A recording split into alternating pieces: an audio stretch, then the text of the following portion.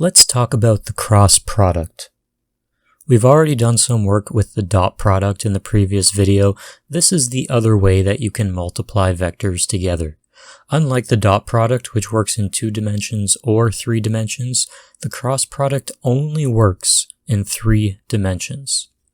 The reason for that is because what you get when you take the cross product is not a single scalar value like it is in the dot product, but rather you get a vector that is perpendicular to the plane that both of these vectors exist in. What do I mean by that?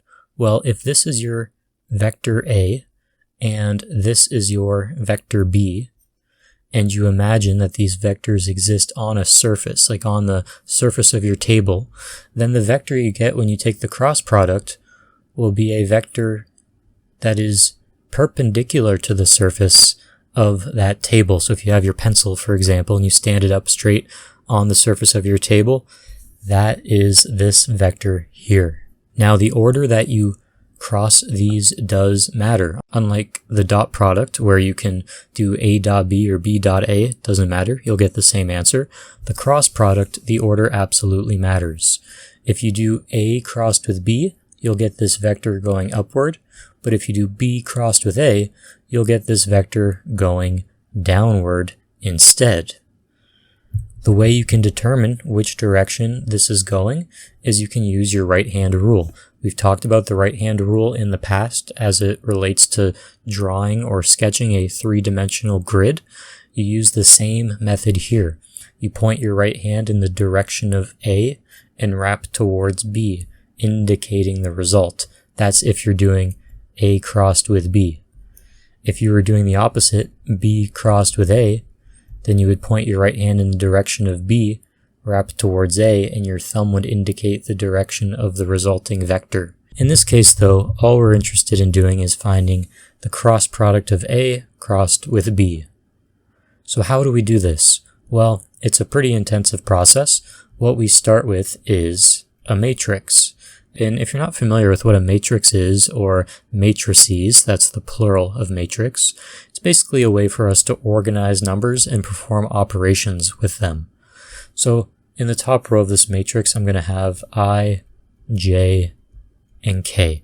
And those represent, I and J might be pretty familiar to you already, but those 3 represent the unit vectors in the X, Z, and Y directions. So we have those there, and then underneath we're going to have each of these vectors. We're going to have the vector 1, 2, 3. That has to go first because we're doing A first. And then the values from B, 5, 3, 2. That has to go second, right, on the bottom here because we're doing A crossed with B. If we did B crossed with A, we would have the opposite. This row would be up here, and the 1, 2, 3 would be on the bottom. So make sure you follow that. Now, time to do our operations. The way this works is first we're going to start with I. We're going to have a smaller matrix multiplied by I, and I'm going to put 4 numbers inside this matrix. The way I pick those numbers is by, imagine you cross out this column here. Look at the numbers you're left with. 2, 3, 3, 2. Those are the numbers you're going to put here. 2, 3, 3, 2. Next, we're going to subtract another small matrix with your J. Imagine this is crossed out. What numbers are you left with? 1, 3, 5, 2. So I'm going to put 1, 3, 5, 2. And then I'm going to say plus. This is very important. First you wanted to say minus, now you want to say plus. Keep that in mind. So I'm going to have another small matrix multiplied by K. So cross out this column, what's left? 1, 2, 5, 3. So I'm going to put 1, 2, 5, 3. So far, this is a lot of procedure. You're just going to want to remember these steps for now. And once we get an answer, we can talk about what it represents, what it is, and all that. Now, where do we go from here? Well, we can actually solve each of these matrices, and each one will turn into a number. And once we do that, we'll be left with a number times I, a number times J, a number times K.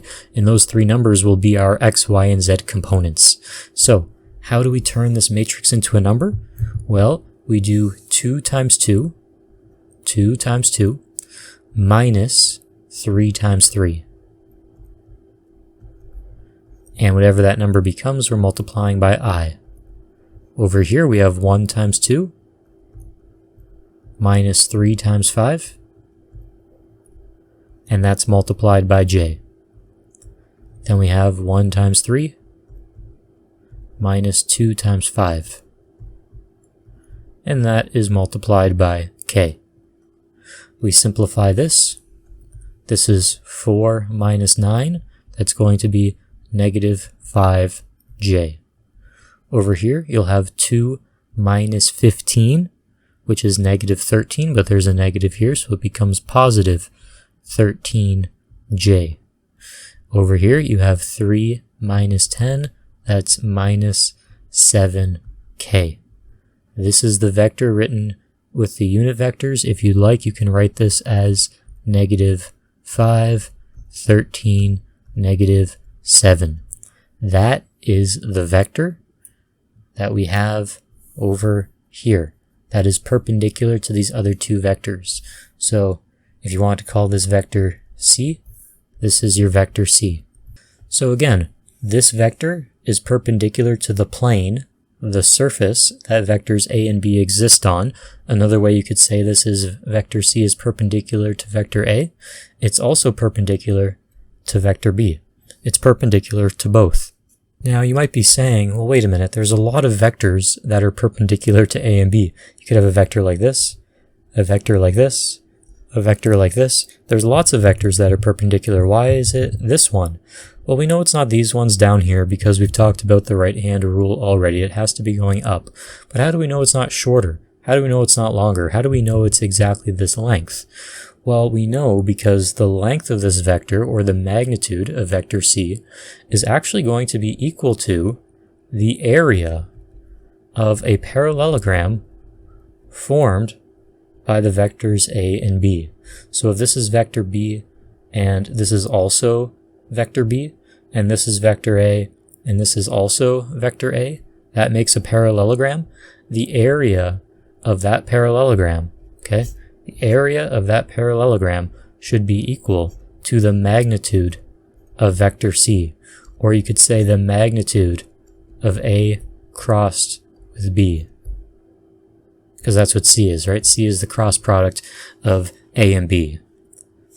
So if you ever want to find the area of a parallelogram made by two vectors, you can take their cross product and take the magnitude of that.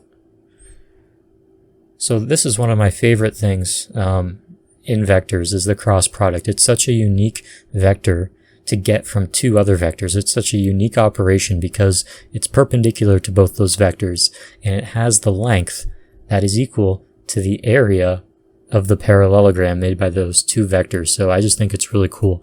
Now, there's some other things with cross product that we can take a look at just briefly. So we also have this formula here that says the magnitude of the cross product of two vectors is equal to the magnitude of each vector multiplied together, multiplied by sine of the angle between them. So if you have these three vectors, this is vector A, this is vector B, and you take the cross product, and that's vector C, right? The angle between those two vectors, angle theta, is represented here in the formula, okay? The magnitude of the cross product, that is the length, or the magnitude of vector C. So this length is equal to this length, right? Magnitude of A, multiplied by magnitude of B, this length, multiplied by sine of the angle. So I think that's pretty cool. So that's a formula you have to use if you want. Usually I wouldn't use this to find an angle theta, only because the dot product formula is a little bit easier to figure out. It's a little bit faster. I think it's faster to do the dot product than the cross product. So you can use that dot product formula that says A dotted B is equal to magnitude of A times B cosine of theta instead. I would just use that. If a question asked you what's the magnitude of the vector when you take this cross product, or if they ask you what's the area of the parallelogram made by two vectors, instead of going through the hassle of trying to figure out the cross product and then taking the magnitude or finding the magnitude of that answer, you can simply use this, right? This would be a little bit easier, right? It's a little bit faster to find two magnitudes multiplied by sine of the angle than it would be to go through the trouble of going through the cross product, getting your answer, and then taking the magnitude of that. Cross product just takes a little bit of time. So if you're given that angle and they want this area here, I would simply use this part of the equation instead. Because again, these two things are equal to each other. You could use either one to find that area. Now, when you take the cross product, A cross B, and you don't take the magnitude of it, what is that equal to? Well, it would equal the magnitude of A and B times sine of theta multiplied by n, where n is the unit vector that is perpendicular, or normal, that's why it's n for normal, to the plane. So this here, this is the magnitude or the length of vector c. This is a vector that has a length of 1 that goes in the same direction. So you multiply that unit vector by this scalar value, the magnitude, and you get that full vector c. So if you want an equation that's just A crossed with B, it would be equal to this. So two different formulas that you can use for different scenarios depending on what it is you're trying to find. Another thing I'll point out, if these two vectors, A and B, were parallel, well, if they're parallel, that would mean that the angle between them is equal to 0, right? You have vector A, and then vector B is not over here, it's right here, right next to it. And that angle between them is going to be 0 degrees. If that happens, sine of 0 is 0, meaning that when you take the cross product, it's going to equal 0. This term will be 0 because sine of 0 is 0.